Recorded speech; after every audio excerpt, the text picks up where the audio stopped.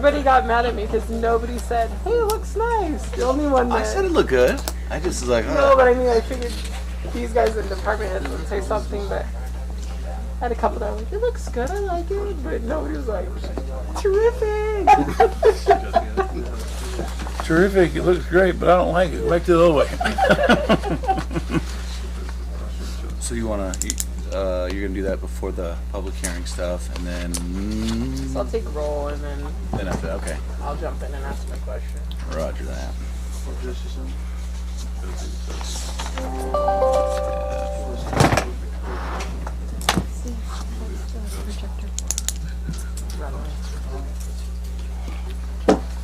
So Rich said, Does he have it hooked up? yeah. Rich, you ready to roll on the projector? Oh, I don't know if it's anybody needs it or not. I just have it here in case somebody does. That makes sense. How's fishing, Gene? 6 o'clock. All right. Good. All right, good.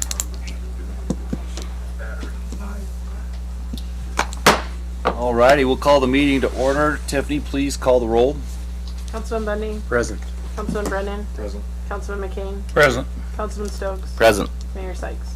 Present, let the record reflect that we do have a quorum for the Mountain Homes Mayor's Agenda Monday, November 8th, 2021 at 6 p.m. Tiffany's got a couple of questions I want to ask the council really quick. If kind of go out of order here in a second, but go ahead, Tiff.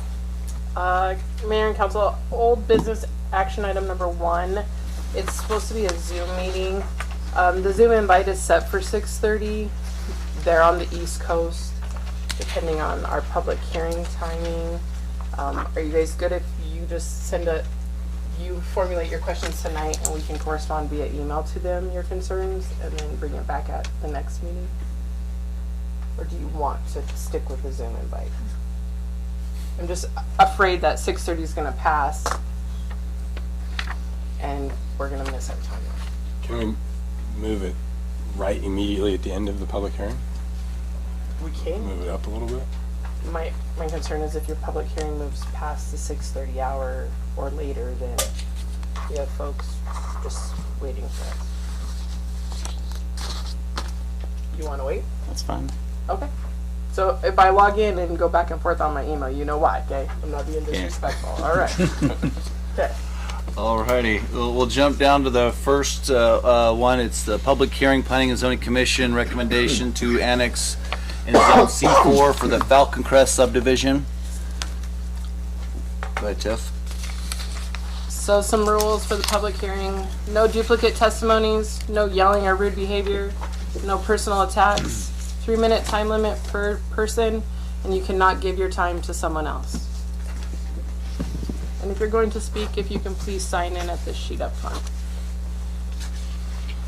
So is there anybody that want to get up and speak for or against the public hearing for the Falcon Crest? Whoever wants to come in first.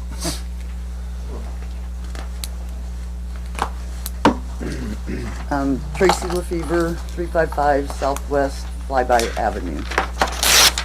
The only reason I wanted to speak very first is before going forward with the public hearing, I wanted to make everyone aware that the notice placed in the brochure box at the site for the proposed annexation and zoning change for the application SERP LLC, the parcel number Lot 2, Block 1, Falcon Crest number 1 subdivision is not the parcel identified as the subject property on the map on the reverse side of what is in the brochure box.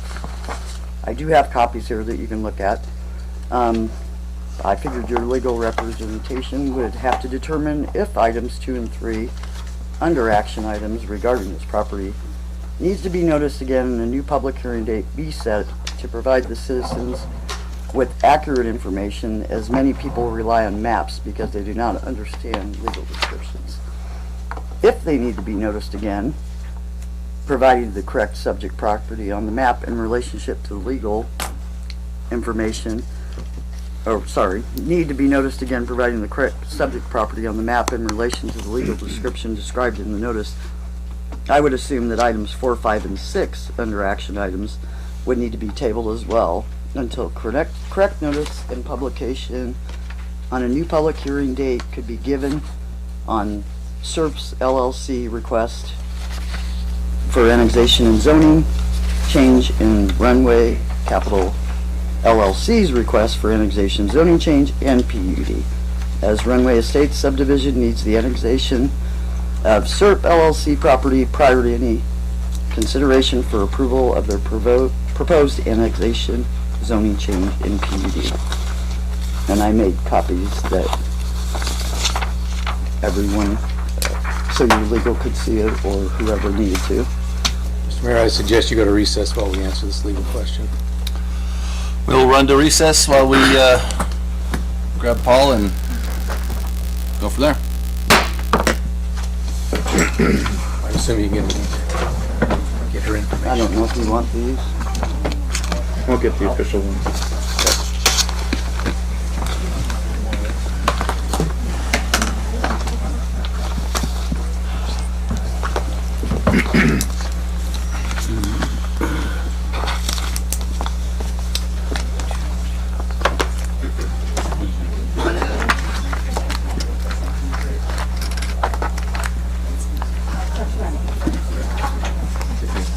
Did they get all of the information from her that they need? I don't know. Rick has my number. Can I have that really quick? I made you guys copies so you'd all have them. And evidently, You can have all. right I just All want of to, I'm gonna go give it to Paul. Is this the one? Mhm. Okay. he has my number because I have his Probably number, didn't say but I it. didn't see it. Where- Can I have a copy, Tracy? I made enough, if any of you want. I'd like one. I made 5, so you guys can all.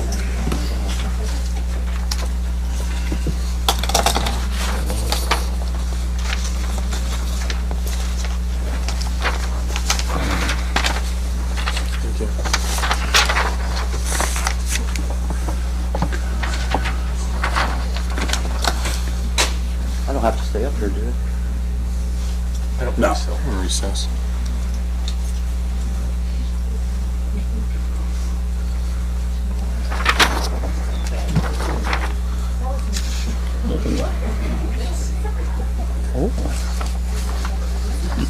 Yeah.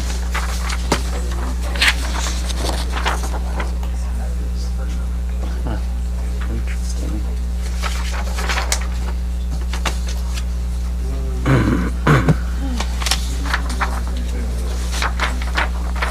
Parcel number, right. Seeing them.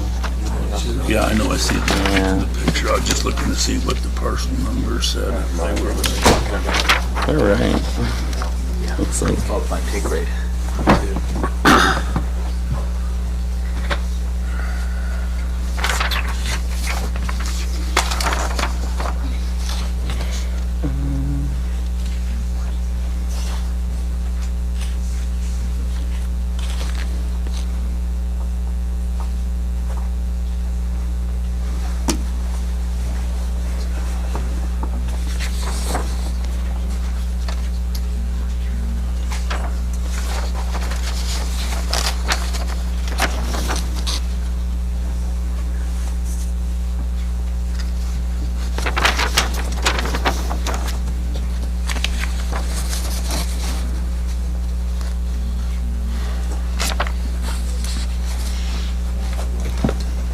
yeah, I saw that too.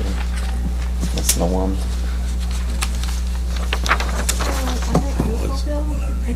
Probably journal. Probably it was 18. I'm guessing with the parcel are big. Yeah. On that Bill Hubble. The auditor's number. That's the. Because it's last You year. have the wrong parcel notified. They got the right parcel number. Sneak behind you. Go get a drink. They had Betsy. Those are wrong. The map was. The map's wrong, but the parcel number's right. So the parcel number is correct, but the map is wrong. Oh, I see. Yeah, it's different. It should have been this one over here. Right, right. And the ones they sent out, I guess, were these.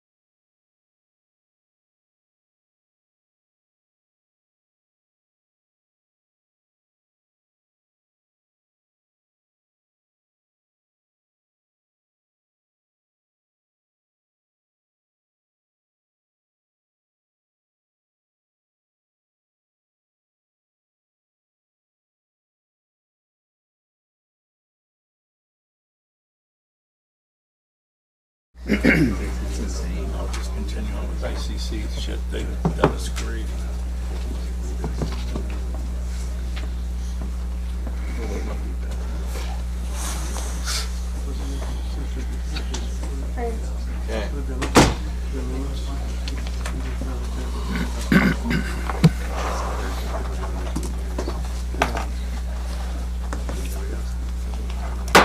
Alrighty, we'll come out of recess. Mr. Yerkiti, Ms. Belt, Mr. Fitzer, what did we find out?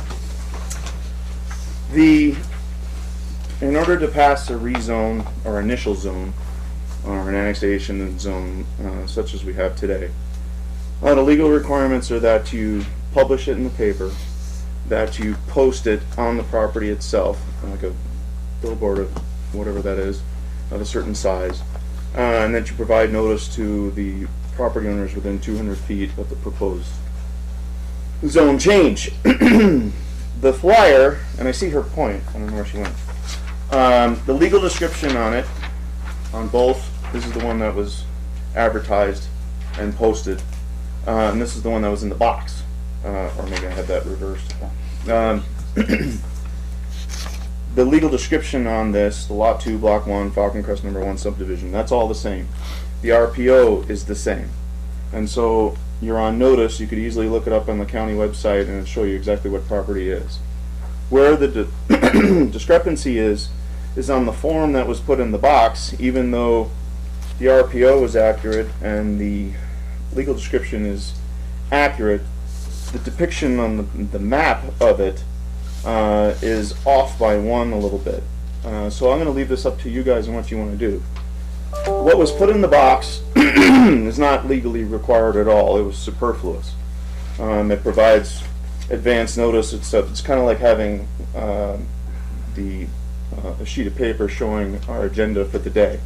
Technically, that's not required to have a stack of them at the meeting, but you do that just to help folks out. So these two are different. She's right. But the part that's wrong is not the legal description, which is legally required.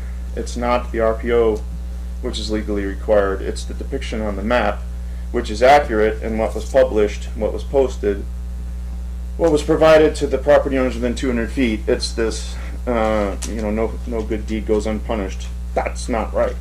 I mean, it's off by one. And so the question is, legally, is anyone deprived notice of tonight's meeting by virtue of this map? The legal answer is no. And that's in a legal vacuum, how the law is written, and it's up to you whether, as a practical impact, whether somebody does not have the ability to testify because they thought the map involved a property owner that was immediately adjacent to the one that's in all the legal means properly described and depicted on the maps. There you have it. Man, Councilman McCain? I've got one question for Mr. Yerkiti. Since Brock ain't here, and I imagine Brock was the one who posted the site, was the proper site posted?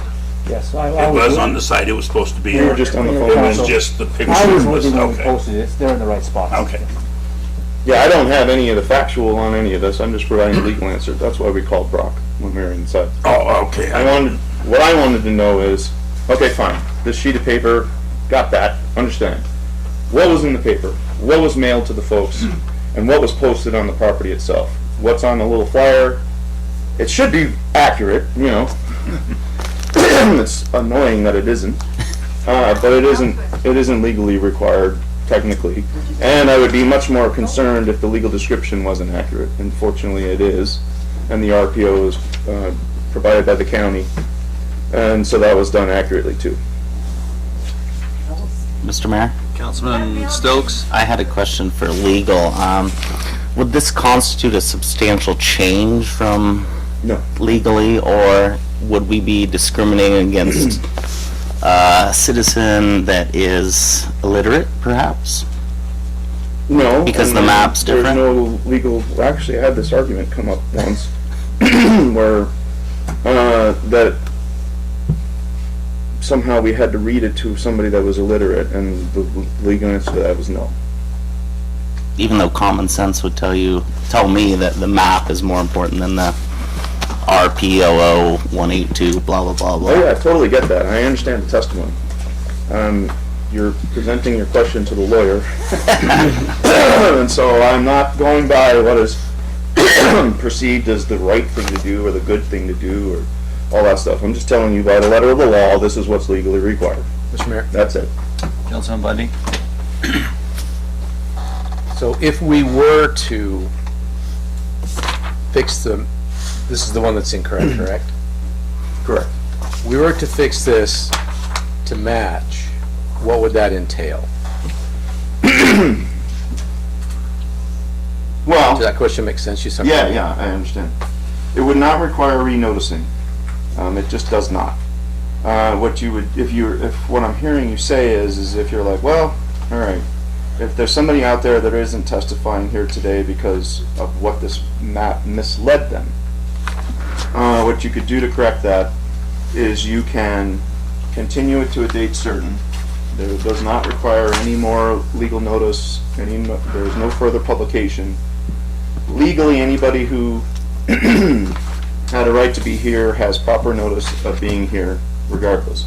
But if you wanted to set it over in order to fix this, what I call, your favorite word over there, Scrivener's error, then you could do that. That's one way if you wanted to set it over to give. I don't know how you guys feel about it, because here's a bunch of people who are here expecting to testify, and it's like, now I gotta go home again, kind of thing. And so I get that part. So there's not any legal problem technically with this. It isn't. There's a mistake, but it isn't a legal mistake. Call that as it were. So there's your remedy if you wanted to continue it to a date certain to fix this little map that you're going to put in the box. It was sent out to our persons too. It was in the little packet that got sent to our house. Mr. Mayor. Which one? The Councilman Bundy? the wrong one. Yeah, the map with the wrong annexation. The wrong map. The wrong map. Mr. Mayor. Councilman Bundy? My concern is that there's erroneous information, and my guess is that most of us looked at these maps when we're deciding what we're going to do. So I do have a concern that there, even though you say even if it's classified as superfluous information, it was information that people have used. And technically not. What's your name? Laura What last name? McManus. Are you with the property owners within 200 feet? Yes. That's a problem. That changes what Brock just said to me. So we have a problem. So if, again, it's got to be in the paper right, it's got to be posted right, and then the people who are within 200 feet get a mailer, and that's got to be right. If this was in the box and it's wrong, and that's all it was, then I got no problem with it. If this, what went in the mail to property owners within 200 feet, or if it was advertised improperly, that's a problem. Mr. Mayor, Now you gotta do it again. I recommend that you recess once again and find out what was sent to the people within 200 feet. It's actually 300. Or through whatever the mailer. I'm sorry. To make sure that see what the mailer was. And we'll wait here again. All right. I'll recess once more. So Laura, Yeah, so you're saying that the one that you have is wrong? I believe so. You were mailed this one? Yes. Or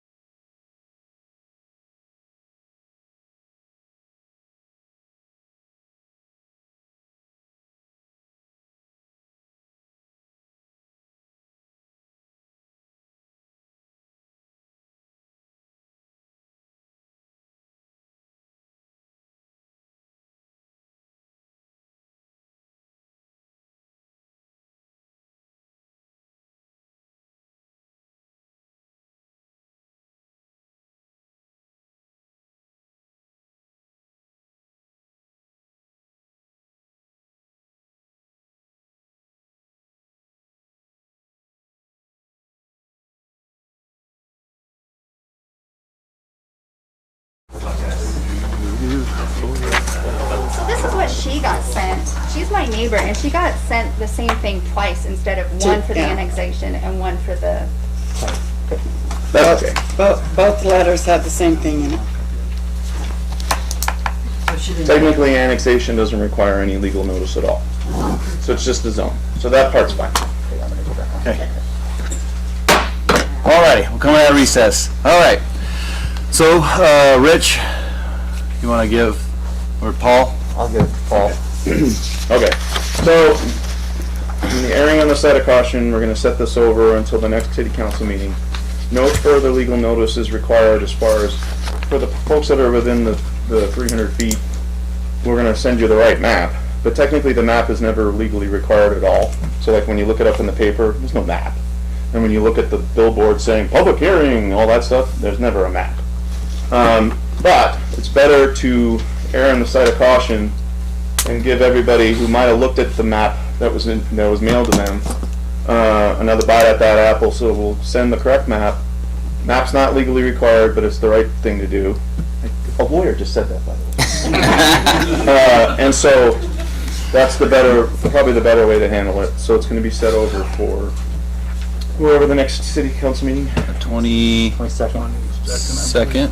So the way to do this correctly, is you'd entertain a motion to have whatever application set over to the next city council meeting. So for the next two date public certain. hearings? Correct. Okay. So Councilman, do I have a motion to move the public hearings 1 and 2 to the next city council meeting? Mr. Mayor, Councilman Stokes? I'd like to make a motion to move the public hearing number 1 and number 2, as well as under old business action items 2 through 6 to November 22nd. Thank you. Not to be a stickler, but I would like the actual date certain identified. The next meeting is the 27th. The 22nd. I think I said November 22nd. You did? Oh, all right. You're good. Do I have a second? Second. Any further discussion? Hearing none, I'll call for the question. Councilman Stokes? Aye. Councilman Brennan? Aye. Councilman Bundy? Aye. Councilman McCain? Nay. All righty. Picture's not required. I see no reason. You're right. All righty. So we're gonna run down to recognizing persons in the audience. Would anybody like to get up for 3 minutes? Has something not to do with this agenda?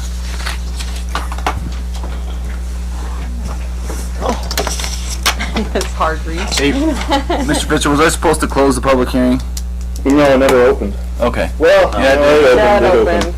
But there was a motion in the middle of the public hearing to defer it to a date certain, so it takes care of itself. Okay.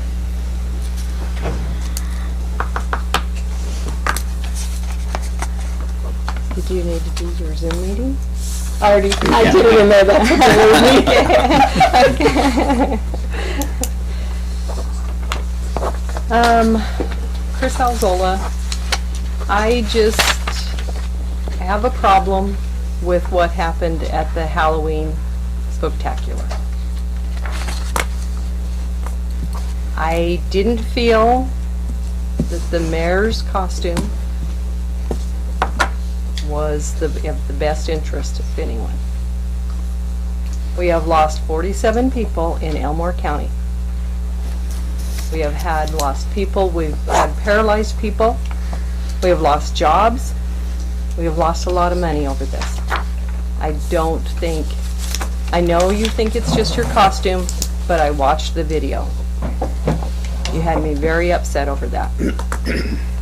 And I would hope all you council people and everyone that was a part of that said you didn't think that should have happened. That was just wrong. And so I just wanted to get that off because I just didn't think that was appropriate. You had little kids, you were going up to them thinking that you were making them funny, and it was not funny in my eyes. And I am an old dog, and I will say that, but I don't think that was proper. Anyway, that's all I have. Would anyone else like to get up and speak?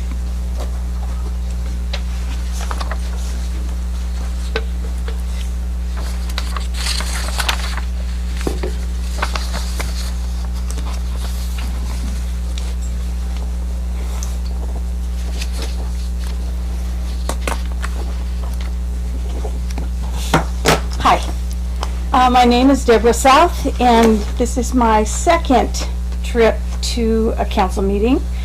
And I'm here on the same topic, which is the destruction of the fireplace in Carl Miller Park. Carl Miller Park, not the airplane park or any other place. It's Carl Miller Park. I went back over the map that was published in the newspaper. There were 4 sites. Why? I'm still struggling to understand why that one site where that structure already existed had to be the chosen one when you had 4 choices. Had to be that one? Why? I keep asking those questions. I have communicated via email and in person.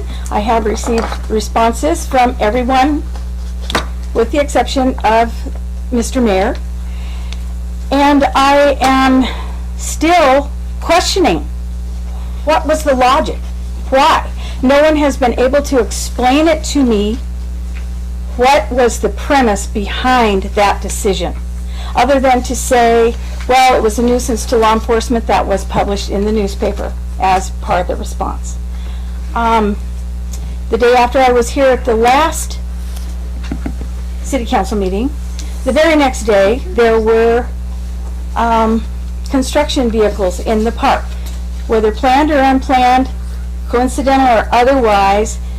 I drove by just to take a look, and there were some young kids there, possibly doing some illicit activities, and the police were there without the fireplace, but they were still there, being naughty. I still am asking for answers. Where are the rocks? Why can't it be rebuilt? If it was decaying, which I don't think so, I looked at it up close and personal just a few weeks prior, and it was not crumbling. It was not decaying. It could have been shored up. I would like a logical explanation as to why that particular site was chosen, one of the 4, when there were 4 choices.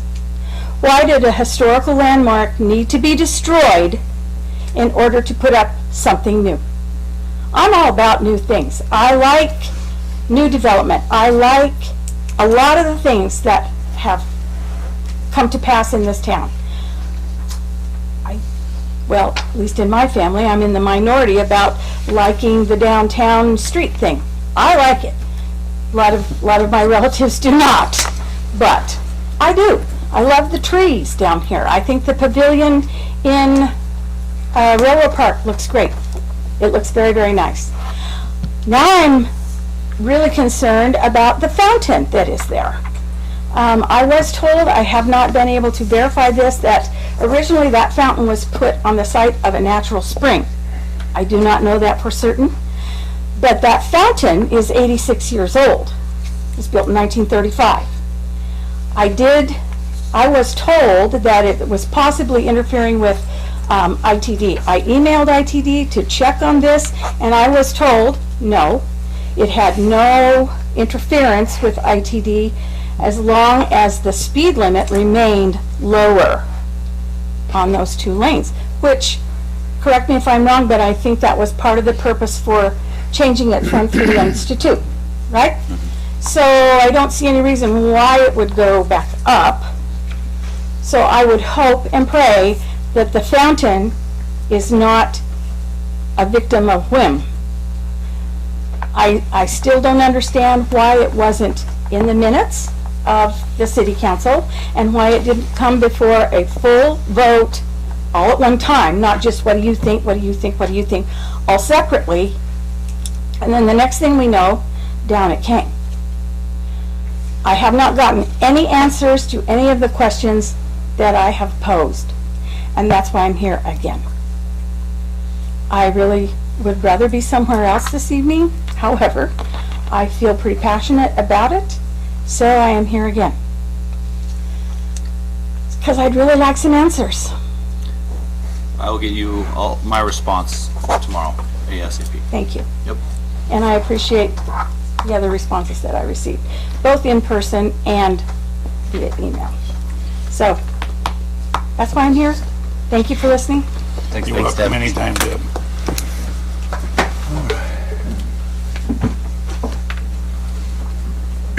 Alrighty, conflicts of interest and declaration. Has any council member received information pertaining to or otherwise had any contact with any person regarding any means of the city council agenda? If so, please set forth the nature of the contact. Mr. Mayor, Councilman Stokes. I had contact with Ray Lyric concerning the subdivisions. He was concerned about water, sewage, and traffic. I also had talked to Ray, I think it was Halloween night, about possible subdivisions and stuff like that, about that as well.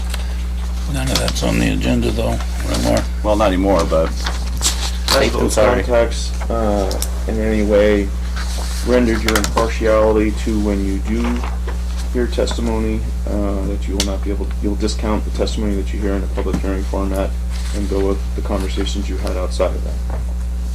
it hasn't No. swayed me. It hasn't swayed. Councilman Brennan. Sorry, I didn't get a chance. Rayler called me as well today and expressed the same concerns.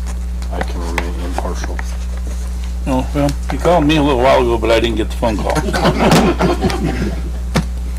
Are you now impartial because you missed the call? All right. We'll run down to the consent agenda. Consent agenda items listed below are action items. Is there any ones you want to talk about? Is there any ones you want to pull? Anything that you have issues on? Mayor, Councilman Brennan? can I wait just a second? Yeah.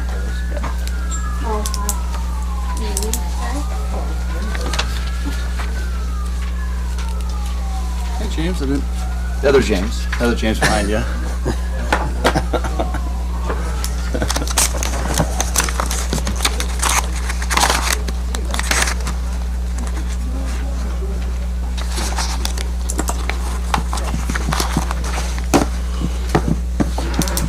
Okay, Councilman Brennan. On item number H, it is the airport operator manager agreement. I'm just trying to figure out if we bumped the pay of that position up from our outgoing one. On the bill run sheet, I saw, I believe it's a monthly payment of $17.50 a month, and now this new contract shows $2,000 a month. Correct. Why was that increased? Take that on. Mayor, council, just, I mean, it was kind of just in the negotiations part. We felt that, having somebody out there, I mean, it's worth having somebody out there to be able to do that at that price. So we're still getting, I think, a good deal, so. I can kind of speak on that.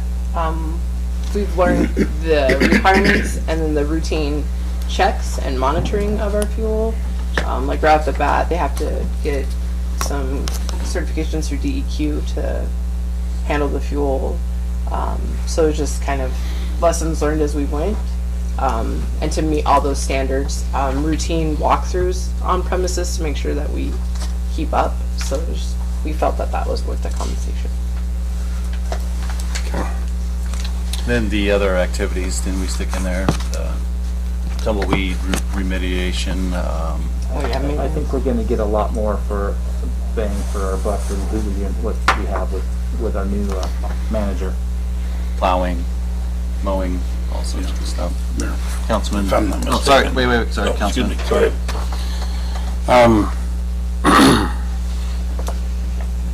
I'd like to ask Tom a question.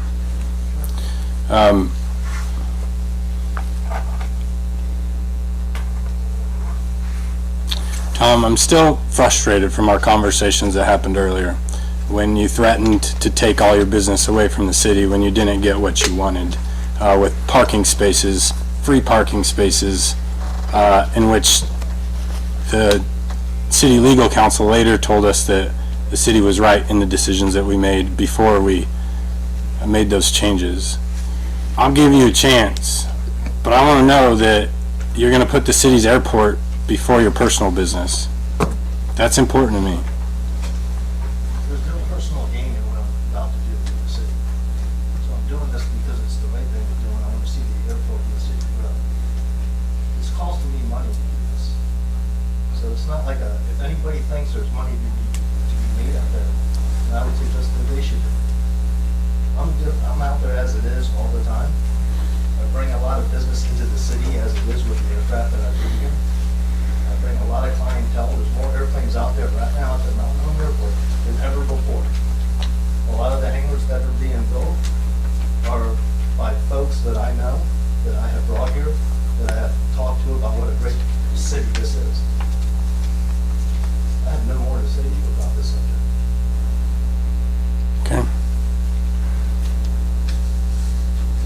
Councilman? All I was gonna say was, it seems like I remember from the list of what was, we wanted the new one to do, there was many more things added to it, so the pay should go up with it. Okay. Any other items, Councilman? Councilman? Oh, go ahead. Councilman Brennan. I have some bills I'd like to remove from the bill sheet. B.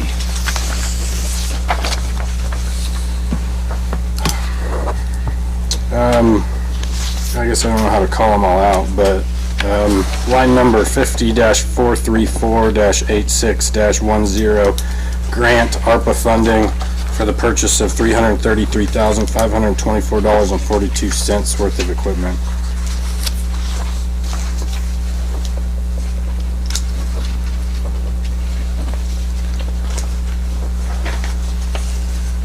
What was that one again? Councilman Brennan, could you look at the top and tell me what page I was on? Page 19. Thank you. Yeah, that's the bottom of page 19.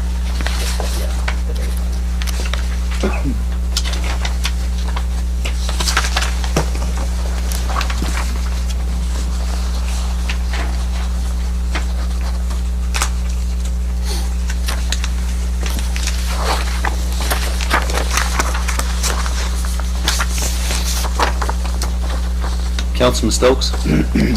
That was gonna be my thought as well. All right. Anything else, Councilman? Mr. Mayor? Councilman Stokes? I had a question for the treasurer. Did we get ARPA funding yet? Did we get our check? We got our check on July 22nd, 2021. Okay. And what was the total amount? 1.5?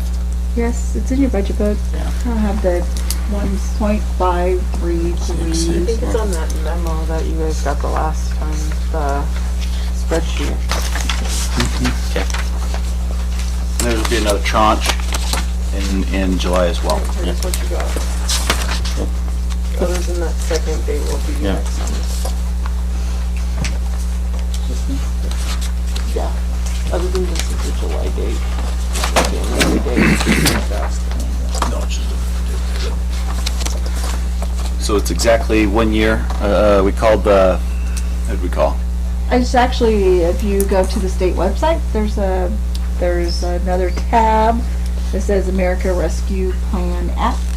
There's an email on there. You can email them your questions, but there's also frequently asked questions and a YouTube video on how the funds work. So I have that if you want it.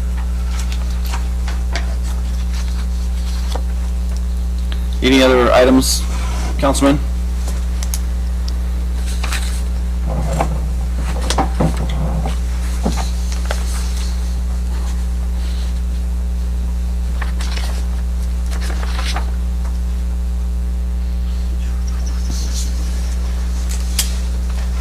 We pull anything? Just the bills. Anything else you want pulled, talked about? Hearing none, do I have a motion to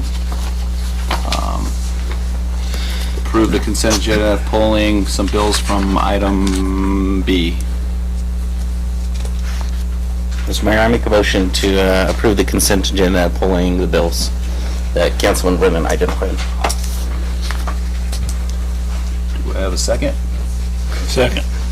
Motion is second. Any further discussion? Hearing none, I'll call for the question. Councilman Bundy? Aye. Councilman Brennan? Aye. Councilman McCain? Aye. Councilman Stokes? Aye. Awesome. Discuss decision on Mountain Home Academy request for early termination lease agreement number 1762 and number 1873 to appear by Zoom. Obviously, Tiff, what are we doing on that one now? I just need to know what your guys' concerns were, Mayor and Council, in regards to those agreements. If my memory serves me right, I remember we were concerned about who was gonna maintain the Maintain it, property. yeah. But is that it? Mr. Mayor, let's pose the question on the maintaining the property till the lease is complete. That's the one I remember also. Me as well. Were you guys worried about that? Buildings that were on premises, like were they hauling them away? Vaguely remember something. And what they were gonna leave. Yeah. Yeah, we need to know what they're taking and what they're leaving. Okay. Thank you. Mayor, Council, I know that they are closing facilities all over the country, so we're not the only one that are closing. Correct. So they've had some legal issues, and that's why they're closing a lot of the different things. All right. Councilman Brennan? Are we just kind of tracking that we let them out of the two leases, but they maintain it until either the space is filled or their time is up? Is that? Yeah, their contracts end in June of 2022, and they've actually paid for, let me look here. I know they've made one of their lease payments for this calendar year. So it might be, they might owe us one lease payment, on the property. And so I can work out if they want that prorated or what they're looking at, but in the couple conversations we've had with them, they're very willing to work as well. So I think they just want to know what you guys are thinking, and I'll bring back what they're thinking. So. Mr. Mayor? Councilman Stokes? I thought our thought process was to basically make those leases zero, but include the maintenance so that we're not. Was that about That correct? was what my thought was. Yeah. Zero lease, but they maintain the property until we their find lease out. is up. Yep. And then we just want to know what buildings are going to leave, what buildings are going to take.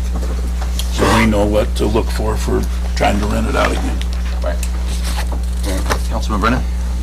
Yeah, I remember that too. Yeah. And that's what I was thinking. I had that secondary thought, I don't think I brought up last time, is if they do have a lease, a $0 lease, I'd love to have a stipulation that says you cannot occupy this space. Well, so I think you did bring that up. Okay. Sorry, because I think legal then chimed in and said, well, if they find somebody then to fill their lease, I thought that discussion came. Like, it'd be a $0, because you didn't like the $0 on it. Sounds like me. You laughed. You didn't like that. Yeah. Okay, I'll go back and watch that council meeting and find out what all your questions were. Okay.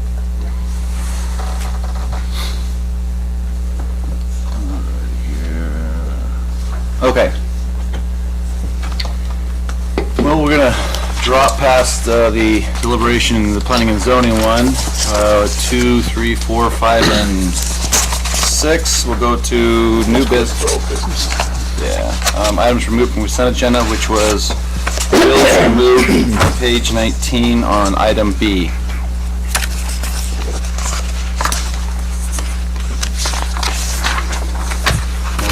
Councilman Brennan.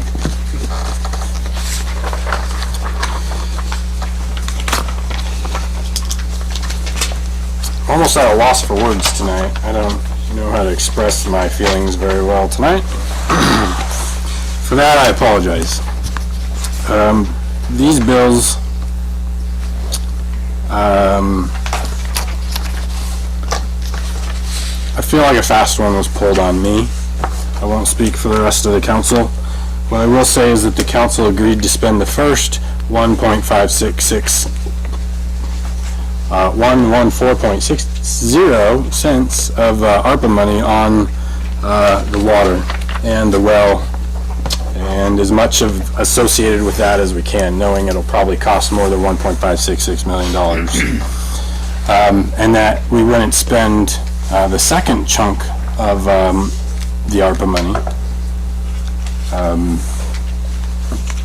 until that money came in. And I remember very clearly having this discussion.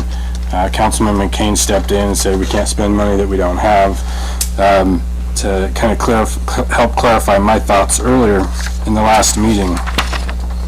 And here we are, being asked to spend $333,524.42. What I'd like to say is out of ARPA money we don't have. But clearly, my perception is that it's coming out of the first ARPA money. And the water and the water project, Mr. Urquidy, is that it looks like we're going to start funding that with money that's already in the water availability fund. Mayor, Council, if you look at the one, the budget, kind of how I get on the page I gave you for the well.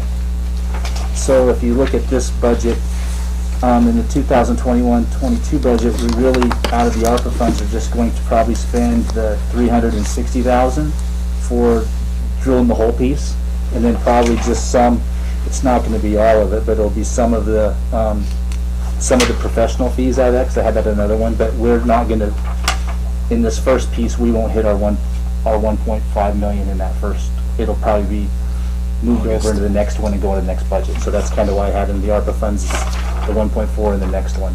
So when you look at that, so that's how I broke down that 1.5 for our ARPA fund.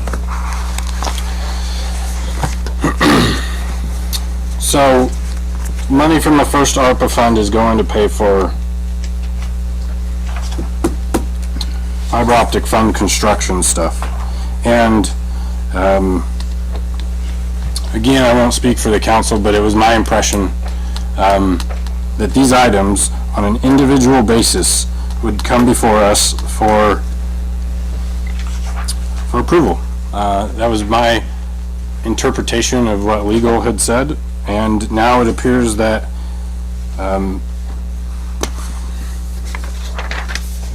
document there.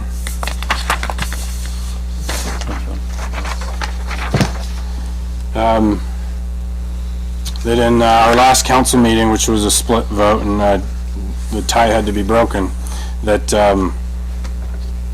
that is the council's approval of said equipment, and that was not my impression. And I guess I'll leave it at that, and if the other councilmen want to speak up or not. But this is a never-ending pot of money that seems to be getting deeper and deeper and deeper, and we don't have an LID yet. We don't have fiber going to our citizens yet. And quite frankly, I'm sorry. Like I feel like this is anything but transparent. So for that reason, I'm not gonna be in favor of this. So we got with Rich, and he said he wasn't going to use all his ARPA funding. And so if we don't get this equipment, the price jumps substantially for those pieces of equipment. Right now we're working on the platform trying to get iron. We get iron, then we get all the ISPs from Ammon, which then we'll start the LID process, hopefully here in the next, what are you thinking, month, 2 months? Probably 2 months. We definitely will open that up to bidding, just to expedite that process as well.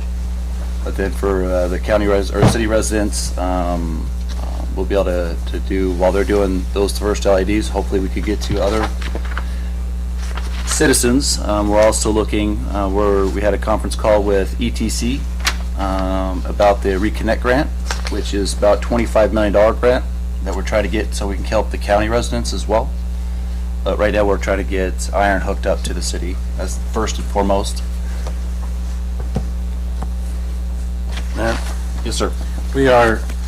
we keep buying this equipment and contracting out the services to other contractors. It's not making sense to me anymore. I was in favor of this project, and I'm not saying I'm totally against it, but the information that I've been given, at the timing that I've been given for it, I'm starting to lose all faith in this program. Okay. Mr. Mayor, Councilman Buddy? what is our plan, possible timeline for providing high-speed internet to our citizens? So the next process is, once we were 20 residents short in the north end, and then the North Haskett, and then 3rd Street over by Ian's house. I think they're 20 short, which is off 3rd, right? 5th Street down by Councilman Stokes, they are 26 short. Don't quote me on that. Could be 26 short for that area. And then for a 50% take rate. Bruce Patterson said once you start the process, you'll have 25% more people jump onto that process because they'll want it. They know it's actually coming. And that's the hard part, is we started this project 2 years ago trying to hook up our city wells. And as most of you guys know, the city wells, we have radio reads, and it's a 10-minute delay. And then inside city limits, let's say we dispatch, there's a call that comes to our on-call guy, takes him probably 5-10 minutes to get dressed if it's an off hour. And if we have a valve stuck open on a well, hence the, what was that, Optimus Park got stuck, that's pumping 1,200 gallons a minute out into the road, out into the, that's water we can't waste. And that's why we're trying to go instantaneous access, instantaneous. It's 10 minutes, 15 minutes, that we're not wasting all that water. That's how the whole process really started. And I know your frustration because we don't have it hooked up to the home yet. I get it. But, you know, Mike is doing a great job. He's gone door to door now. He said the take rate's a lot better going door to door instead of flyers. The problem right now is the cost, right? Everyone goes, well, we don't really know what the cost is. Is it $53 a month? Is it $27 a month? Is it, you know, and those are the things we've kind of curbed, and we've gotten it pretty much nailed down. So if you do your LID, you do your O&M, and then you do your internet connectivity. So that's why it's so important that we get iron hooked up to the city. What that does is honestly, it helps everyone be able to pick what they want instead of just having the monopoly out here of the big three. You get 10 more, and so if I want CenturyLink, Zito, Quest, Cable One, Fat Beam, whatever it is, I get to choose, and that's what we want our citizens to have, is that opportunity to choose. Yeah, once Rich said he wasn't using the full boat, you know, we said, and then this piece of equipment's going to jump. They told us it's jumping first of this year. We figured we might as well save the money and buy it now. And then the first LED for speed and to get it done is definitely, we would like to do a third-party partnership, but then our guys are also be going to the homes. They still got a long time. They got to get to the little house up on Highway 20. They got to get to the tank that's over there. Where's the other well? The well's over by the tank, Army's tank. Yeah. That's where they're moving towards now, yeah. Yep. Mr. Mayor? Councilman Stokes. I think I share Councilman Brennan's frustrations. I thought that it would come back one at a time to the council for approval and discussion, kind of like how every piece of large equipment we've talked about has come to us. And I guess, I don't know, I was frustrated with this one. So all the trucks or any other equipment, it's been broken down. It's been approved. So do you want us to bring them all back? Every single piece of equipment? I don't think I'm saying that. What I'm saying is also, did we follow this purchase policy for the city too? Mm-hmm. Yep.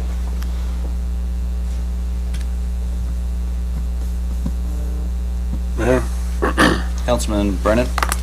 What did the What did the council direct for the ARPA money? The first one, how was it supposed to be spent, and the second one, how was it supposed to be spent? I'm not sure how to answer that question. I knew we wanted to do the well in broadband. Right? Right. And again, my recollection was that we would not spend any of this second money or do the fiber project until we received the second payment of ARPA. So put everything on hold till July is what you guys want to do. That's what I want to do, and I want to see every piece of this equipment come before us for a vote. That was the impression I was under to begin with. Can I respond to that part? Go ahead. Just, I'm gonna say, this is the third time I'm gonna make this speech. Just so, and if there's questions, please ask me. The way I described it the first time and the second time. The first time, and thank you for helping me remember the word, what I wanted to know from Rich is that first time what we got together I thought was a little slim. And I said, the strange thing that was involved in this situation is that we got the ARPA money before we even asked for it, which I have no idea how that happens. Normally, when we want to get state or federal money, we have to present a master plan and say, here's what we're going to do with the money. And you put in not to exceeds on all the parts of this process, whether it's fiber optic, whether it's a sewer facility, it doesn't matter. And so I said to Rich, I was like, what would it look like if you were going to ask for this money beforehand? You haven't gotten it yet. And so while we put together a master plan, what's in that? Well, you have to have this, this, this, and this, and this. And so that first time, if you guys recall, I said, well, this isn't enough. Let's call this a conceptual plan. And you're going to have it, here's the operative words, you're going to have it come back to you when it's something more definitive and something with an actual price tag attached, and have something broken down where this is what we're doing. It's conceptual in the sense that you don't really know what the bidding is going to be, how much is it going to cost to build the sewer facility or something like that. You don't know those things, to the number, but you can say not to exceed and all that. So I said, bring it back. And the example that I gave, if you recall, teasing the chief, was a police car. So what you can't have in government, or government shuts down, is when you say, I propose that we do a police car. The police car should not exceed, 80,000. Great. Well, I need more information. Is this a Ford? Is it a Chevy? Is it this? What kind of computer systems are you going to have in here? What kind of this? What kind of that? What kind of this? What kind of that? So you get a master plan, as it were, although you technically don't call it that, on here's what this police car is going to have. And then here's your master plan for police car. Do you guys all approve if we can do this, not to exceed whatever? Here's your police car. Yes. Vote. All in favor, aye, whatever it is. Now what you can't do after the fact is, let's say you're against the police car all along, and you really didn't want a darn police car. You think chief should use his own. You can't then say, well, I want the tires to come back to me. I don't think we should get these tires, and I don't want that steering wheel, and I don't want that. That's what you can't do. That's how government gets shut down. So when you can find something, and that's why I asked with the ARPA money and what can you use ARPA money for, and all these things. You got your fiber optic, police car. All right, that's not enough yet. What's in fiber optic? And then you break all those things down as in the best categories you can, and you do not to exceed, not to exceed. Now you got your plan. Just like you got a police car and you have all the incidences that.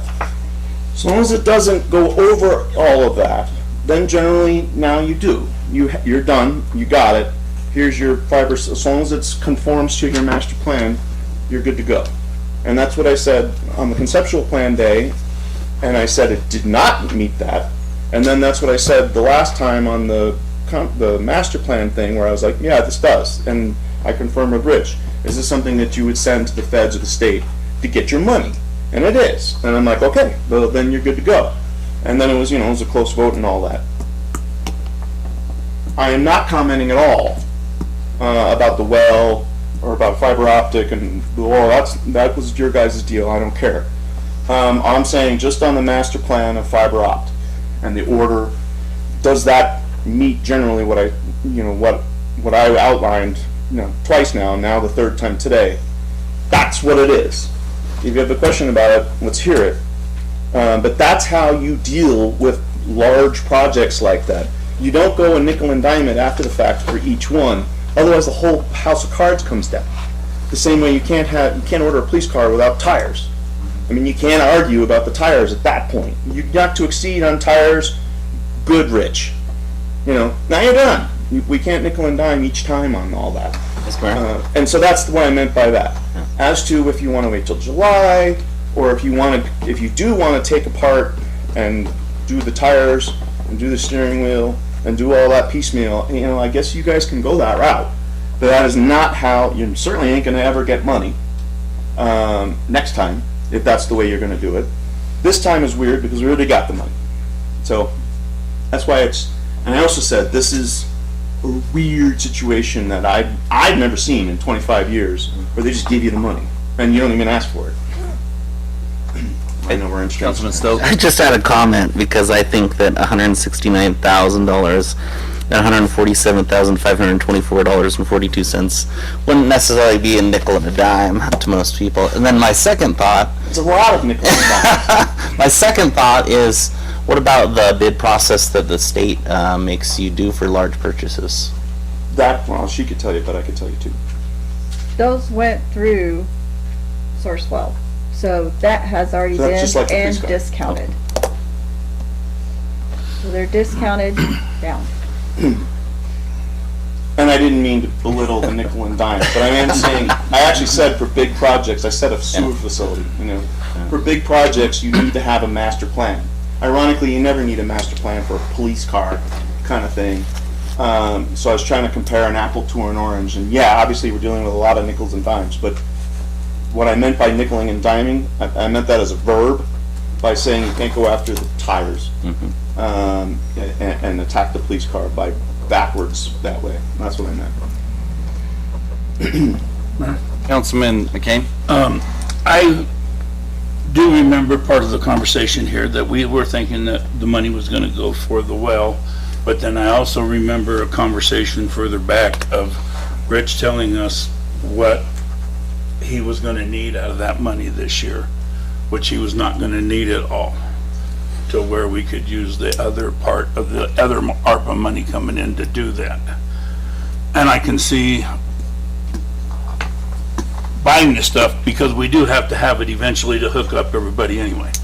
This is a smaller bore machine, I believe, to where we can go to residential homes, not just trying to run major lines. I can understand with both of what they're saying, but I can also agree that these things are needed and we need to get them. And we did have the ARPA money, we agreed would be used for that too. It was just not quite in the sequence, I think, that people thought it was going to be, to where I've got no problem with it though. Mr. Mayor? Councilman Bundy? So Rich, when we did the kind of the CIP for the fiber last time, it seems like that we had the conversation about would we have enough for the water and for the high-speed internet project, correct? Are we talking this? I think, yeah. So when we broke it out so that we envisioned 1.5 for the water and 1.5 for the fiber. And so it sounds like what's happening now is it's perhaps a little bit of a Venn diagram with the spending, is that some of the costs are being pushed out into a next budget year and some of the costs for the other are being brought in, but it's the same basic umbrella of money with a CIP of about half for water and about half for high-speed internet, correct? So, yeah, Mayor, Council, that's right. So this kind of was a breakdown of how, when you got that scope of work that you approved today, which I want to thank you guys for. Thank you very much. But this was kind of how it was broken down. The first year we would need about $360,000 to get the well hole put in the first budget. Right. And then the second one, you can see it's more like it was kind of getting the, more of the well building itself. and a little bit, and starting the pipelines around it, and then this last one was getting the pipelines around it. So that's why, it was the 3 different budgets it's gonna be over. So, and Paul, this might be for you or also, Mr. Mayor, I continue. So when we were looking at the future of these projects, you guys, the city went out for bids on these pieces of equipment, correct? Yeah, the mayor was with those, that's what, and Paula, they were the ones that were looking. And so if we were to delay this past 1 January, approximately how much taxpayer money would that cost us? Well, Does that question make sense? Yeah, I think for one reason, the vac truck might not be there because it was used, so it might get sold and there might not be another one. So that was one with that. And I think it was the same thing with the bore rig too, so. So the ones that we're looking at would no longer be there and we would have to go back out. Do we have any other funding options outside of the current plan that we have to fund these issues? Well, we could take it out of water and wastewater availability like we have been, but with this budget, we actually had money to be able to fund it out of fiber. So it's kind of, the ARPA funds were being able to fund itself. So, to start with, to get it going. So, that's what that's what we were gonna use the ARPA funds for. To get this thing moving, get some of the pieces that we need, and then those costs would actually go down in what we have to pay for in the LID because those have already bought. So if we wanted to wait till the LID is and buy those out of the LID, then the citizens are going to pay for those out of that and not use the ARPA funds for it. So that's another reason that we're looking to do that. So It's to keep that cost. our strategic plan from last week is the $3 million umbrella. And we're moving some things and because some things are delayed. Just because of timing. Because of timing. Okay, thank you. That answers your question. Mayor? Councilman Brennan? Rich, why is the well project spaced across like 3 years? Just being able to get the equipment and timing wise and just how long it takes to do the hole and getting it figured out. It's just, I mean, that James left, so those have been questions you could have asked him, but that was the scope of work that they gave us to be able to put it together. And that's, looking at what we did with 16, that was about what it was. It's about the same, so. They just don't happen, it's not one of those things that just happens overnight, so. There's a lot of moving pieces. It's the engineering that takes a while too. Yeah. On your memo that you wrote, could you help me identify the first, This one? Okay. yes, the first page, is it accumulating or adding all of them as you go down from 360K, 215, 1.6 to 3.6? Or are those all individual expenses for well over 5 million? Yeah, so if you look at, if you were to go into the scope of worksheet paper, you had this one also. So this actually broke down what each of the individual pieces would be that kind of come out of that. I think it's somewhere in the scope of work, I think it's towards the back. I'm not seeing that, think that we grayed saw out that. one. Is that not in there? It should have been, let me see where I have it, sorry.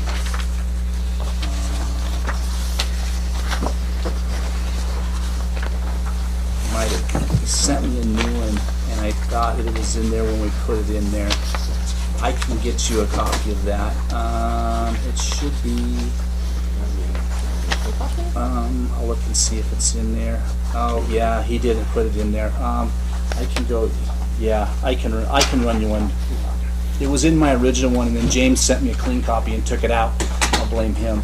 But, because I didn't actually look, sorry. But this is just actually all the breakdown of which each of those ones are. But if you look at the memo that I gave you, I think how it was broken down kind of the same way. The well hole, kind of the first piece. 360. That's on there, the 360 Yeah. piece.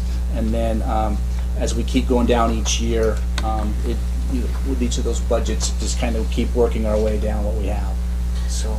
What's the line item expense for the well pump? For the well pump is that well and motor is $150,000, and I think that's what I had in this, did I have that in here? That's what I had from this one. So these were actually some line items that were in this piece right here. Which phase will the well pump come in, or which year of the 3-year It's project? gonna probably come in the second one. Second. Yeah, I know it is, because we won't, it's drilling the hole, and then, we won't put the pump in until the building's complete and everything, and all the piping inside's one of the last thing, yeah, so. So how much taxpayer dollars are gonna be used to offset what that well pump costs now versus next year?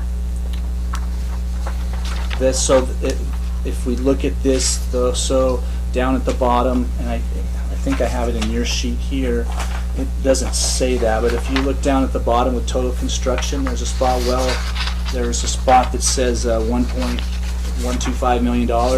That's actually contingency and inflation, so it's 30%. We probably won't hit all of that, but that just needs to be in there for prices going up and something happens that we have to take care of. So that's in there.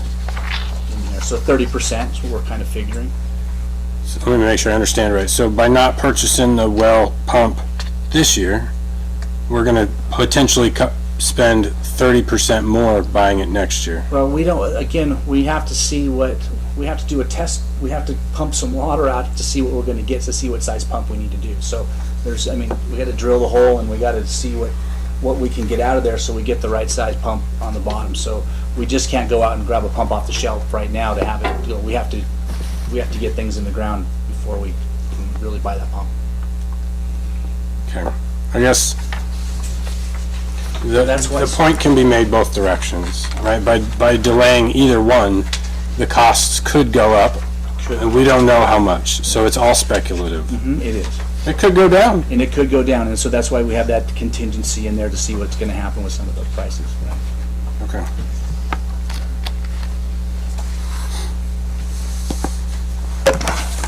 We're hoping they all go down. I mean, right now we know supply is tough. I mean, it's just getting things here, so the price of pipe is, and I think the one thing I did go to, Mayor, Councilor, can I speak for a second? So I did go to a Public Works, for Public Works Directors in the state of Idaho, our little group, we met last Wednesday and talked about a lot of these issues and ARPA funds. We are spending our ARPA funds exactly how most of the cities are spending their ARPA funds. It is water and fiber. That is what they're doing. I mean, all of Bonneville, Moscow, a whole bunch of them. I mean, those were sitting next to me. They're all doing the same thing. So that's where the other thing is, all this money coming in, there's going to be that. Everybody's gonna be trying to get everything at the same time. So, pipe. Everybody's gonna try to get in pipe. Everybody's gonna try to get in fiber. Everybody's gonna try to get in things. So, if we can get some of these things beforehand, that's kind of gonna help. But and that's gonna be all over. It's just not Idaho. That's gonna be all over the nation, because with all the infrastructure money that's coming in, everybody's gonna be wanting this stuff. So, and it's hard to get as is right now. So, but I know I digress. Sorry, but I think it's important to know that all the cities and the majority of the cities in Idaho are using their ARPA funds just like we are, which I thought that was pretty cool. So. All right, Councilman, what do you guys want to do?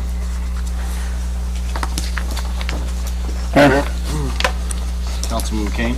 I'll go ahead and make a motion to pay the fiber optic fundings for the reel truck, the vac truck, and the borer rape machine, for a total of $333,524.42. Councilman Brennan? I was gonna make the opposite motion, so I'll let that one go. But I just want to repeat that we're gonna contract out this work, but buy the equipment. Second. There's been a motion, a second. Any further discussion? Hearing none, I'll call for the question. Councilman Bundy? Aye. Councilman McCain? Aye. Councilman Stokes? Nay. Councilman Brennan? Nay. Mayor votes aye. Discussion on the public art. Councilman Stokes had brought this. Actually, we had talked about it, about a month ago? Probably about, yeah. And Moscow does an ordinance with public art I'm gonna come down here if you don't mind. Absolutely, it's your show, You guys are Councilman Stowe. scarier from down here. Hey, are you gonna nickel and dime us now? I'm gonna go less than that. So, in front of you, Councilman, thanks for having me. You have two drafted documents. The City of Mountain Home Public Art Guidelines, and then an ordinance that I wrote. I know. Steal it from Moscow? Create a great ordinance, all right? I think public art can bring quality of life to the public. We are already the mural capital of Idaho, so we're already known for arts. And it generates tourism, and tourism relates to dollars. I brought this jar to signify the city budget right here. This is it, all of it, all the departments, everything. This bag of 100 pennies represents a fully funded CIP project that the department heads identify, the mayor identifies, the council identifies, and funds. What I'm asking for is 1% of that to be set aside to a public art fund at the discretion of the mayor. And hopefully in a couple of years, as that fund builds, we could hire a part-time arts director. I love everything, other than we can't use enterprise fees, because when I was looking at, that was the thing I wanted to talk to you about, is the enterprise fee. So that would be general fund, right? Correct me if I'm wrong, Paula. Yep. If we use general fund, that's got to come out of other general fund departments. I know it's only, like, if you adequate it to a penny. Yes, yes, there's 100 pennies and there's one right So there. my thing is, I gotta say, that makes a lot of sense. It does. I love it. I love that we want to have public art. It, like I said, enriches our culture, enriches the city of Mountain Home. I just want to do it to where I don't need, my art you might not like, or I would leave it to the discretion of the arts council maybe, or The way the ordinance is written, it'd be the arts director employed by the city over time. over time. Is that, Over time. sorry. Go ahead. Is that all the employee would do, is monitor the art one Yeah, piece they at a would time? create, number one, a public art master plan. We've been talking about master plans a little bit tonight. And within this, these are really the nuts and the bolts of the legal part of this. And I want the council's thought process on going forward or stopping. Councilman Brennan. Can you clarify your comments that you directed towards Councilman Stokes about the fund source? What'd you call it? General funds. General fund? Enterprise and general fund. So are you drawing a distinction that some projects could be approved by that and others not? I think you're only allowed to spend, and correct me if I'm wrong, Paula, you're only allowed to spend enterprise funds on water, wastewater, right? Correct. Now, general fund, that's police cars, everything else. So I would say that the 1% would have to come out of the general fund. It would, yes. And it's all tied to the CIP. That's why we got the CIP bag right here. So if you buy a well for $1.5 million, 15,000 goes into a public art fund, just like that. That's Oh. that's Oh, yeah, That's not, enterprise fund. So a playground. Yeah. If you buy a playground, Street is a good example. Street is a very good Mayor, example. Council, I think that's a good example. So our downtown project, we put $3 million in, so we should have had $300,000 into an art project somewhere. 30,000. 30,000, sorry, extra zero. I was trying to get more money for it because I like it. Whereas a well, our 5 we can't use it for that. Right. Yep. So my mistake on that, but that's the thought process. No no grants. grant lines. No. So I think, Mayor and Council, this is a discussion that needs to be had as a group, in a committee. I don't think you're gonna get enough time really to make a decision tonight. I looked at Yeah, I the just wanted a discussion, spreadsheet. yeah. I looked at the ordinance, it references the CIP. I'm not really sure you want that in there. Maybe if you wanted to say, hey, we can set aside 30,000, and then put it into your strategic plan, When it comes to budgeting, I will tell you, the departments work together, but 30,000 is a lot for someone, even an individual department or all the departments, to say, it just needs to have more discussion than just a decision tonight. And I'm usually really informed, but Just discussion, go Yeah. ahead. Yeah, no, I agree. I think this is a fantastic idea. I'm gonna have to work on rewriting your ordinance, though. yeah. But no, I do understand that we can't use enterprise funds, but I think we could use the other funds, and I think it'd be a good idea for something like this. We have looked at, again, Mayor and Council, I apologize. We have looked at grant processes for public art, and generally, the city of Mount Home, we just don't qualify for it, and the amounts available are really small. They're less than 8,500. So to do something to the scope that's going to make an impact on your community, I don't think the grants are really going to help us.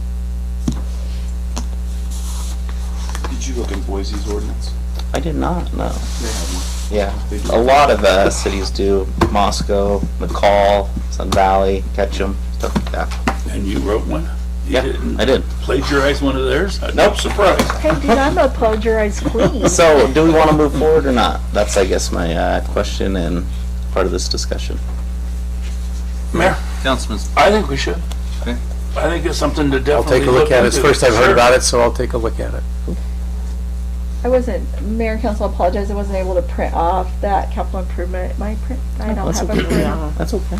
Yeah. I broke the copier on Friday. Sorry. I've I want to been, make my presentation short, all right? thanks, Councilman. Yeah, she only gave you 15 minutes, so you Yeah. were pushing it, so. Mayor, Councilman Brennan? sorry, you didn't get my 2 cents. All right, go. Oh, it's only 1 cent. Go back down there and sit down again. I like it. I spoke to you kind of privately about it, but in terms of before we can get to a part-time employee or arts director, Yep. I don't know what that looks like and how those decisions and guidance are made with the arts council or whatever, but you're on the right track. The general idea is, as we build and improve the city, we're setting aside a small percentage of funds dedicated to arts. The idea is sound. I like it. Yep. All right, Betsy?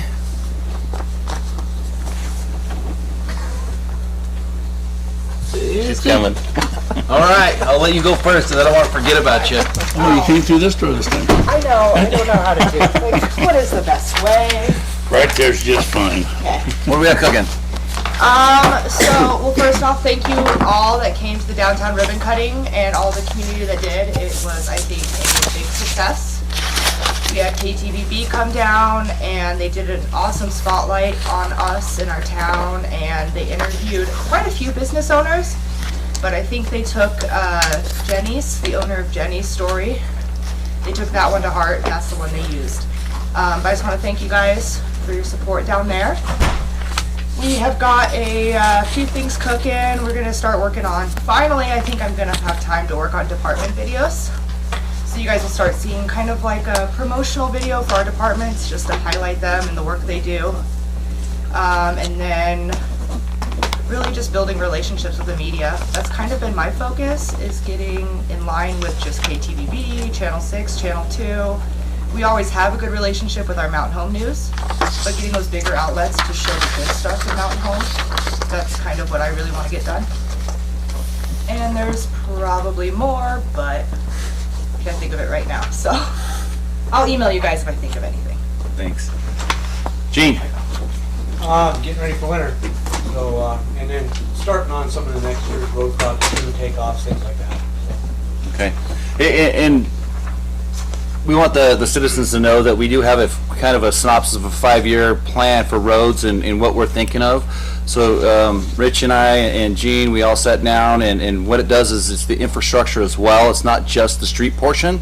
It'd be the curb gutter sidewalk issues, the drainage issues, especially on 10th, both sides of 10th, Jackson's, we have it broken down. We get that. We'll kind of we'll give you guys our thought process here.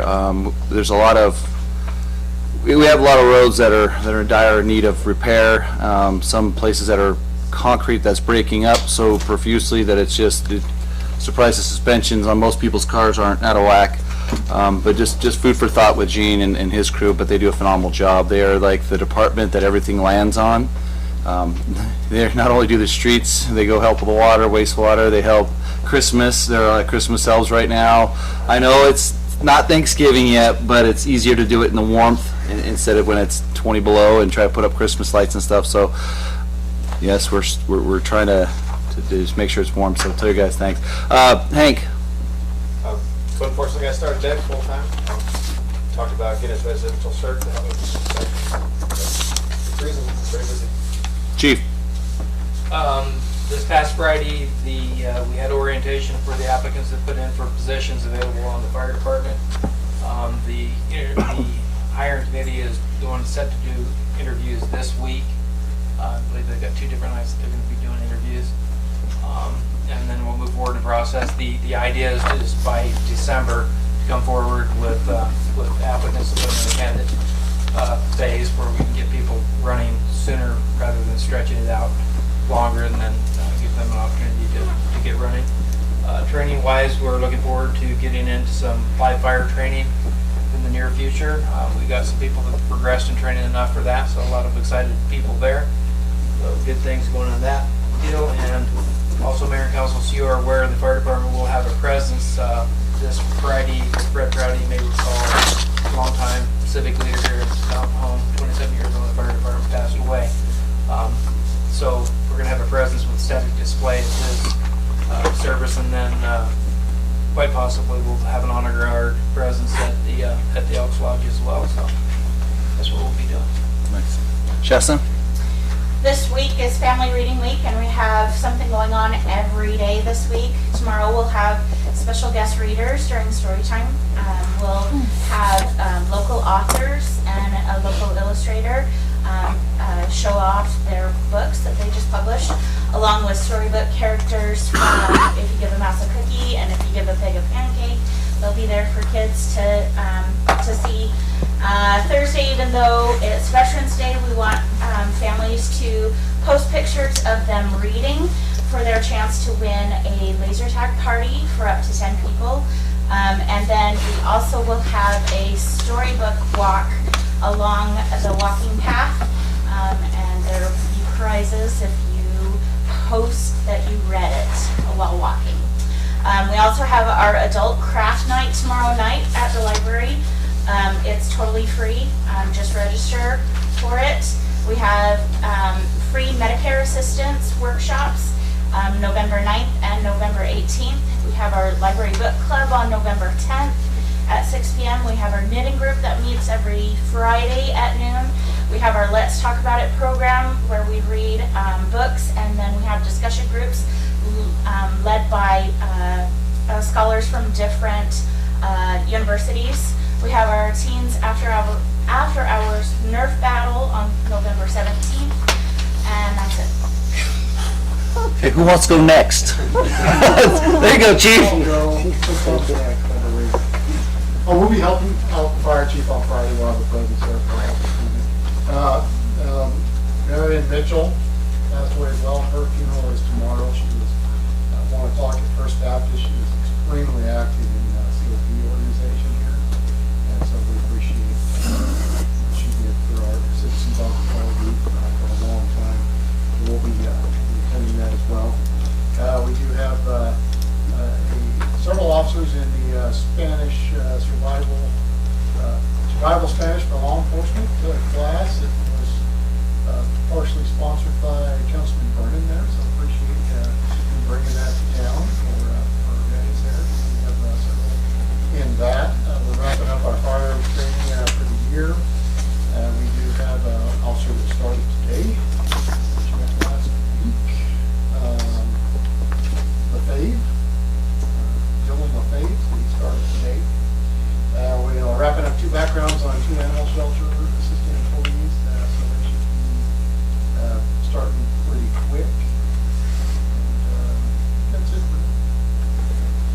David? Finished winterizing the wells, getting caught up on some services that need to be replaced and working on the sample stations. And thank you for helping me out on Friday night. David, I called Tiff, I think, and then I called Alexa and trying to figure out this lady. She had her water got or she didn't have water on or something, and it was yeah. We got it fixed though. Thank you, I appreciate that. Calling you at 9 o'clock at night. Miguel. The leaves are keep coming down. We're not ready to put the mowers up just yet. Got a little work coming up at the arena. Some bleachers. And pouring some concrete, working with the Dobbs Committee on that one. And the new dog park's open. So if you get a chance, go check it out. Fantastic. Paula? Mayor and council, I too want to thank the street department for their help. Oh my gosh, that looks dangerous up in that bucket truck and I wouldn't want to do it. So tell you guys thanks. I know the weather's nice but it's kind of boggy down there where they're working on that underpass. Ooh. Other than that, everything's going good. Everything's coming in the way it's supposed to. Bills being paid the way they're supposed to. Everything's clicking along. All right, Rich. Mayor, council, a few things. Thank you for, again, approving the scope of work for well 17. That's huge. I know that when you first showed me the scope of work when I got it too, it's like, oh my gosh, that that price tag on that. But trying to figure that and moving that around, and it's something that we need to do, and it's going to it'll be good. So the other thing was that you notice there's quite a bit of things on here about the airport. So again, thank you for the BLM. The lease, that's important. We're going to have a new seat base. That's what we're working on with that. So that's just going to improve all of our infrastructure at the airport. So thank you for helping us move forward. And again, that's really, we're just the conduit through that. If it's nothing, there'll probably be some more stuff coming with that, but that's, them being here and doing some things, and they're paying their way to be here. So that's good. Lots of things you can see that we have in the happening at the airport. You can see the hangars are moving around. People are moving into the airport, with the hangars and stuff. Tiffy's it's driving her crazy how all those are working. Too much about an airport. I also like to thank you for the approving the manager agreement. When we first put out, and we had some great applicants that first put out when we did the first one. So CK Aviation, that's who we first chose with this. I'd like to thank them. I think they've done a good job from being out there and getting some things transitioned to where we are, and getting the helping us to see what we kind of needed to move forward at. So that was kind of nice. They were kind of that stepping stone. It just wasn't working out for them, so that's why they wanted to get that contract. And again, Altitude Aviation, they also had put in for it originally in that, so that's why we went back to them to negotiate with what that was. So I think that we've learned some things, and I'm excited to work with them. Had some great ideas, just even some different ideas than what CK had to be able to do some things. So I'm sure that it's going to take some of the pressure off of Tiffany and I of always answering some questions of what's going on there. We're going to get some things straightened out and what's going on. So we're excited about this. So again, thank you for that. Public Works is always busy. Water, wastewater. We're making sure that when you turn your faucet on, the water comes out. When you flush the toilet, it goes away. I mean, that is our main purpose that we're working on, and that you can drive on the streets. And when we started with our strategic planning, I've really been spending a lot of time on trying to make sure that we're moving forward in the city and what's going on, and we're spending the taxpayers' money wisely and our user rates wisely, and so that's where that's coming from. So again, thank you for the opportunity to passing the budget to be able to do some of the things that we're going to be doing. So I think that if you just look at what's happening with roads, it's a big change. So I think we're excited. So thank you for I'm always here for questions, and you always have good questions. All of you guys do of what's going on, and so, I will get you this, Councilman Brennan. I will get you this before you leave, so I'll make a copy of that so you have it. Sorry, I wasn't in there. I thought it was, so I apologize. I'm not getting two of them yet. So, but I think that's all I got. Right, Tiff, you're up. Woo, Richard Finally. Shasta. Shasta's setting the bar. I got it. All right, I have a couple notes. So I would like to congratulate Becky Garvey. Welcome to the team. And Councilman Brennan. And 4 more, so welcome. I would also like to thank Mayor and Council for approving the second phase for Cole Architect on our pool design. So thank you. We could get everything moving faster now. Also, I would like to follow up on the tattoo policy. After several discussions between the police departments and department heads, we're kind of tabling making adjustments until next year because we need to get our current policy out. Everyone signed. If not, we were pushing later. So we're still brainstorming the 20%, 50%. So we didn't forget about it. It will definitely come back early on in the summer for your guys' review and input on that. So just so you know, we didn't overstep that. And then as we move into 2022, and I know you guys all like me so much, and me changing it up around here, we're looking at doing some study session meetings or workshop style once a month.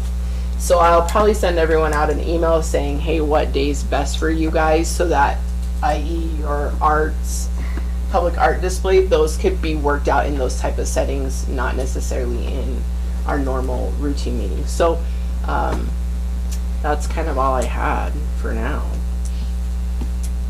Wait, let me keep going. Just kidding. So really quick, I don't get on Facebook that much anymore, or read it hardly ever, and then people say, well, did you hear this, see this? I usually, it don't bother me at all. One of the questions was, that I was told about was, we got $750,000 for the pool. Where were we coming up with the other $750,000? When there needed roads and needed wells and needed other things. So, you want to expand on that, or do you want me to? Some of that money was from COVID that was budgeted into recreation. That was the loss of funding in the middle of COVID. We didn't operate the pool, so that was there. And then in-kind match, so staff salaries. So I want to let the taxpayer know we didn't use general fund funds, other than maybe having the street guys go, and that's our in-kind match to tear up the pool and get rid of that the pool as is. So I just wanted everyone to know, this isn't the recreation pool, they're doing their thing, but this was Tiffany's baby since its inception of trying to fix it, and I don't know how many times or how much money we spent trying to keep it going. So I just wanted the taxpayers to know that it's being funded, not out of current, I guess, general fund. And we cannot commingle funds with Correct. the rec district. And we cannot, yeah. Someone had also said that I tried to commingle anything with the rec. I've always maintained you do you, we'll do us, and then we just do us. Now we're willing to help guide or give information or whatnot, but that's what we have done. We went to get Tiff's baby done. It's not mine. Now that you're a clerk. Okay, now it's Darcy's. Citizens of Mountain Home. It's Darcy's baby now, right? Yeah. So, Shasta. yeah. All right. I did have a gentleman reach out to me about my costume, and so this is what I've responded to the gentleman. So bear with me, council. It said, thank you for reaching out and inquiring about Spooktacular, my costume. This event has become a long-time tradition for our Parks and Rec department. After last year's drive-through event, we are ready to get back together and have somewhat of a normal Halloween celebration. I could not thank everyone enough for their support of this event, and I think our Parks and Rec staff knocked it out of the park. It was an extremely successful and enjoyment all around. I'm very proud of the city staff that had a hand in making this event so successful. When it comes to choosing a costume theme myself in City Hall, it was decided it was time to have some fun. After 2 years of this horrible virus, I thought making light of a situation would bring some joy and humor to the citizens, but also keeping them aware that this virus is still among us. It was not meant to be malicious or have any ill intent. Unfortunately, cancel culture is becoming increasingly popular in today's world. This group likes to bully and censor many individuals into silence. These people reach out are quite possibly the same people that take offense that I pack a gun on my hip every day. This group also finds it offensive that I love my conservative values and believe in God and country first. It breaks my heart that our citizens, children, our children's children have to deal with these bullies as well. This group will not bully me into silence over a costume. I do not believe that I should be bullied and canceled over a costume choice, just as I believe in the Second Amendment right that every American has a right to choose what they wear. We also took Spooktacular downtown to have plenty of room for the citizens to social distance if they chose to. COVID-19 is very much still a problem in our country and especially in our community. I personally have fought COVID battle myself, and we have lost some city family members to this horrible virus. I also believe that everyone has the right to choose what's best for their family when it comes to the vaccine. I do not believe in mandates or the government making those decisions for our citizens or for me for that matter. Again, thank you for reaching out and getting my side of the story. COVID is still very much a problem and in our community, and my personal costume choice was not made with ill intent, but to bring a little humor and joy and awareness to the citizens of Mountain Home. Thank you once more and have a phenomenal day. If I offended somebody, you know, that wasn't it wasn't ill intent by any means. It was just, you know, it was just a costume. So we had, what, 3,800 deaths, I think, in Idaho, or shy of that, and people that are continuing to battle with it. I have breathing issues currently right now that I have to do inhaler for. And it knocked me on my rear end, so I know what it's like to have it. But that's what I'm going to say about it. All right, let's adjourn this meeting.